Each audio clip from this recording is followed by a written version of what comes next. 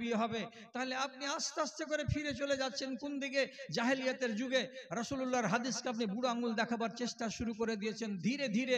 তাহলে এইভাবে যে ধীরে ধীরে আপনি শুরু করেছেন, কটা দিন টাইম নেবেন এই দুনিয়া থেকে ইসলামকে বরবাদ হতে? অবশ্যই অবশ্যই। এটা কথা ঝুঠা নয়, এটা কথা ঝুঠা নয়। রাসূলুল্লাহ বলছেন ওয়াতানতাকুর রাইবাজাত, সমাজে যারা অধম, সমাজে যাদের কাছে শিক্ষা নেই, যাদের পেটে ইলম নেই, যাদের পেটে বিদ্যা নেই, যাদেরকে মানুষ চেনে না, শুধু তার কাছে কি আছে? ডনগিরি করার ক্ষমতাটা আছে, শুধু নিজের বাহুর বল আছে। এইরকম মানুষগুলো হয়ে যাবে কি সমাজের কর্ণধার। আর সেই কথা বলবে। আর কোন একজন শিক্ষিত লোক কথা বলতে গেলে তার কথার দাম দেওয়া হবে না। কোন একজন আলেমে দ্বীনকে একটা বিচারে, একটা সালিশে কোন মানুষ ডাকবে না। এখানে আলেমের দরকার নেই, আমরা আছি বিচারক, আমরাই বিচার করে দেব। এখনকার যদি তালাকের একটা মজলিস বসে, তালাকের মজলিসে যদি একটা আলেম না হয়, আপনার মতো বাংলা পড়ার লোক কি আপনি ফয়সালা করে দেবেন? একটা যদি খোলার মজলিস হয়, তাহলে খোলার মজলিসে মশলাটা কি আসবে, আপনি কি বিচার করে দিতে পারবেন? একটা বিবাহিত মেয়ে আর একটা ছেলের সঙ্গে পালিয়ে গেছে, 15 দিন পরে আবার আগেকার স্বামীর কাছে ফিরে চলে এসেছে, আপনারা বসেছেন বিচার করতে, আলেমকে ডাকবেন না যে আমরা বিচারক, 10 গাঁ মিলে বিচার করে বেড়াই। আপনি বিচার করতে বসে গেছেন, আপনি বিচারের কি করতে পারবেন? আপনার কাছে শরীয়তের কোন জ্ঞানটা আছে? আপনি কি সঠিক ফয়সালা করে দিতে পারবেন? তবুও আমাদের দেশে এটাই নিয়ম চলেছে। এটা কিসের লক্ষণ? এটা হচ্ছে কিয়ামতের লক্ষণ। কারণ যে নবীজি বলেই দিয়েছেন ওয়াতানতাকুর রাইবাজাত, যারা মাথা মোটা তারাই কথা বলবে, আর যারা আহলে ইলম তারা দূরে বসে বসে এইরকম করবে, এইরকম করবে, ডরে ভয়ে কোনো কথা বলতে পারবে না। আর পরিস্থিতিটা কি দাঁড়াবে? মানুষের কাছে দিন ধর্মটা হয়ে যাবে খেলনা। দিন ধর্ম সম্পর্কে তাদের ভেতরে কোনো চেতনা থাকবে না, তাদের ভেতরে কোনো মায়া থাকবে না, তাদের ভেতরে কোনো মোহাব্বত থাকবে না। এবং এই কথাটা ইমাম মালিক রাহমাতুল্লাহ আলাই তার নামী গ্রন্থ কিতাবুজ জুহদের ভেতরে লিখে রেখেছেন। হযরতে তাবেঈ আবুল আলিয়া রাহিমাহুল্লাহ তিনি এটাকে বর্ণনা করেছেন, ইয়াতি আলা নাসে জামানুন তাখরুবু কুলুবুন নাস মিন হালাওয়াতিল ঈমান মিন হালাওয়াতিল কোরআন।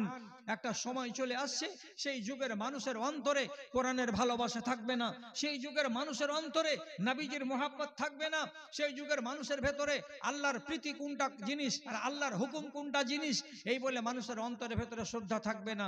এরা মানবে না আল্লাহর কানুনকে, এরা মানবে না আল্লাহ রসুলের কানুনকে, এরা নিজেদের কানুনকে বলবৎ করার চেষ্টা করবে।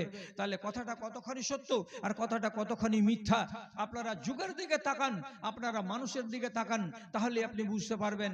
দাদারা আমার, কথাগুলো মিথ্যা নয়, একেবারে বরহক কথা আপনাকে বলছি, আর এগুলো স্বচক্ষে আপনি দেখতে পাবেন। হযরতে হুযায়ফা রাদিয়াল্লাহু তাআলা আনহু নিজে বলেছেন, আমি নবী করিম সাল্লাল্লাহু আলাইহি সাল্লামের মজলিসে বসতে গেলে সাহাবায়ে কেরাম সব সময় ভালো ভালো কথা সম্বন্ধে জিজ্ঞেস করতেন। ভালো ভালো কথার মানে কি? এটা আমল করলে কতটি নেকি হবে, এটা আমল করতে গেলে কি লাভ হবে, আল্লাহকে রাজি করতে গেলে কি করা দরকার, আল্লাহকে সন্তুষ্ট করতে গেলে আমি কি করে জিন্দেগিটা কাটাবো, এরকম ভালো ভালো ভালো ভালো প্রশ্নগুলো উনারা করতেন। কিন্তু আমার যখন মনে জাগতো যে আমি রাসূলুল্লাহর কাছে কোন একটা প্রশ্ন করব, তা আমি প্রশ্ন করতাম সব সময় মন্দ জিনিস সম্পর্কে। কথাটা ভাববেন, কথাটা ভাববেন। আপনি ফজিলত সম্পর্কে প্রশ্ন করছেন নবীজিকে, এটা করলে কি হবে আর এটা করলে কি হবে আর এটা করলে কি হবে।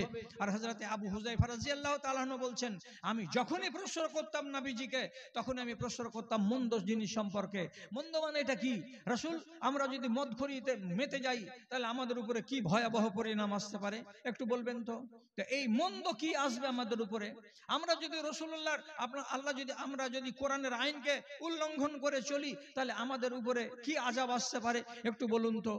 আমি সব সময় ভয়কে ভয়কে ভয়কে আলোচনা করতাম। আর এই ভয়ের কথা কেন আলোচনা করতাম? যাতে করে আমি এই পাপের কাজটা না করি, আমরা না করি, আর আমাদের উপরে আল্লাহর আযাবটা নেমে আসে।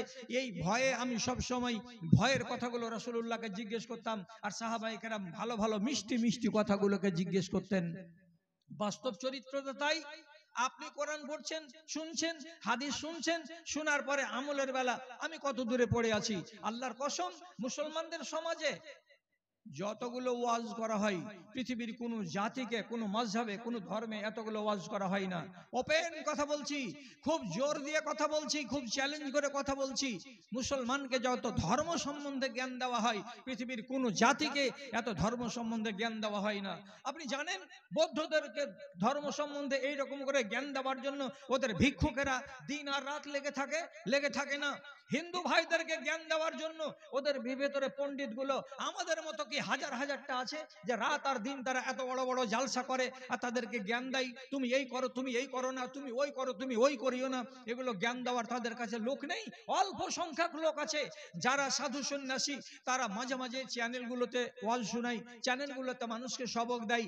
এটা কয়েকটা মাত্র হাতে গোনা এই কাজগুলো দেখি, কিন্তু এইগুলোর তুলনায় মুসলমানদের ওয়াজের সংখ্যা কতটি আপনি বলতে পারবেন? আপনি যদি ওইখান থেকে আপনি গোনেন নাগর ব্রিজের কাছ থেকে, তাহলে নাগর ব্রিজের কাছ থেকে দেখবেন আপনি মাদ্রাসায় একটা জালসা, উত্তরপাড়ার হিফজুল কোরআনের আরেকটা জালসা, পাঁচভাইয়াতে একটা জালসা, তারপরে হালালপুরে আরেকটা জালসা, তারপরে খাড়িগোপালপুরে আরেকটা জালসা, তারপরে পারশেকার গ্রাম গোবিন্দপুরে আরেকটা জালসা, তারপরে আপনাদের পশ্চিম টালাতে আরেকটা জালসা, তারপরে আপনাদের এখানে একটা জালসা, তারপরে উত্তরপাড়ার বানাতে আরেকটা জালসা। তাহলে আপনাদের এই টোলাটাতে দেখা গেল সিজনে 25টা জালসা। এতটুকু জালসাতে আলেমেরা কি বলে? চুরি করে বলে। আলেমেরা বলে সুদ খাও, এটা করো, এটা কথা বলে। আলেমেরা কি বলে যে তুমি মদ খাও, এই কথাটা ওয়াজে শুনাই। আলেমেরা কি বলে যে বাবা মাকে জুত্তা মারো, এই কথাটা কি বলে বেড়াই না? আলেমেরা ভালো ভালো কথা আপনাদেরকে বলে, কোরআনের কথা শিখাই, হাদিসের কথা শিখাই, আপনাকে মানুষ হতে শিখাই, আপনাকে আদর্শবান হতে শিখাই। এতগুলো শিখানোর পরে আপনাকে যখন শিখানো যায় না, তখন আপনার জন্য আল্লাহ রাব্বুল আলামিন তার আগেই ব্যবস্থা করেছেন। এই মানুষগুলোকে ঈমানের উপরে অটল রাখতে হলে তাদেরকে আরো জ্ঞান দিতে হবে। কি দিয়ে জ্ঞান দেওয়া যাবে? জুমার মসজিদে সারাটা বছরে কতটি জুমার খুতবা শুনেন? আপনার গণনা আছে? বছরে কতটি জুমা হয়? 52টি জুমার খুতবা হয়। এক একটি জুমার খুতবা কয় ঘন্টা হয়? আধা ঘন্টা করে হয়। তাহলে এক জুমার খুতবা আধা ঘন্টা যদি হয়, 52টা জুমা পড়েছেন, 26 ঘন্টা আপনাকে ওয়াজ করা হয়েছে। তারপরেও 26 ঘন্টা ওয়াজ শুনেছেন, শোনার পরে কয়টা আমার বাপ তুলো লোকেরা তামুক খাওয়া ছেড়েছে? কয়টা আমার যুবক ভাইয়েরা খৈনি খাওয়া ছেড়েছে?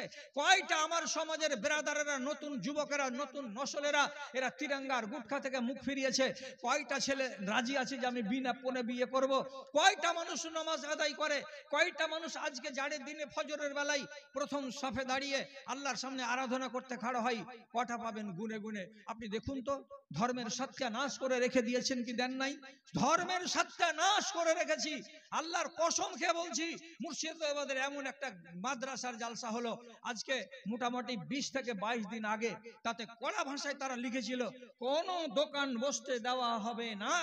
মাদ্রাসার সদর সাহেব বিকাল বেলাতে একটু হেঁটে বেড়ালেন আর বললেন ভাই বসবেন না, ভাই বসবেন না, যারা লুকোচুরি করছেন দোকানপাট বসাবার জন্য আপনারা বসবেন না। ওরা সাবধান হয়ে ওখান থেকে চলে গেল। এবার মাগরিবের পরে ময়দানটা এত বড় ডেকোরেশন করা, যে ডেকোরেশনের পিছনে 60,000 টাকা ফি আর 20 থেকে 25,000 টাকা হলো মাইকের চার্জ। এতটি টাকা দিয়ে প্যান্ডেল সাজানো আছে। মাগরিবের পর থেকে দেখছি খ্যান খ্যান করছে মাঠ, একটা লোক নাই। এসার টাইম হয়ে গেল, একটা লোক নাই। গ্রামের লোকটিকে মাইকিং করে বলা হচ্ছে আপনারা আসুন, আপনারা আসুন, আপনারা আসুন, আমাদের বক্তারা সব তৈয়ার আছেন ওয়াজ করার জন্য, আপনারা আসুন। রাত্রি 8:30 হয়ে যাচ্ছে, একটাও লোক নেই। শেষে গ্রামের যারা মাতব্বর, যাদের গায়ের চামড়া মোটা, তারা এসে মাওলানাকে দিল ধোলাই। নাম বলবো না আমি, যদি ঝুঠা কথা বলি তাহলে আপনাকে জায়গার নাম পার্সোনালি বলে দেব, দেখে আসবেন যে মাওলানা চাকরি ছেড়ে চলে এসেছেন না আসেন না, আমি মিথ্যা বললাম নাকি। উনাকে দিল রাতের বেলায় ধোলাই। শালা তোকে কে পণ্ডিতি দিল যে তুই দোকান বসতে দিবি না? হ্যাঁ, আমাদের মেয়েরা ওখানে হুড়াহুড়ি করবে, আমাদের ছেলেরা হুড়াহুড়ি করবে, খুব মজা লাগবে। এটাই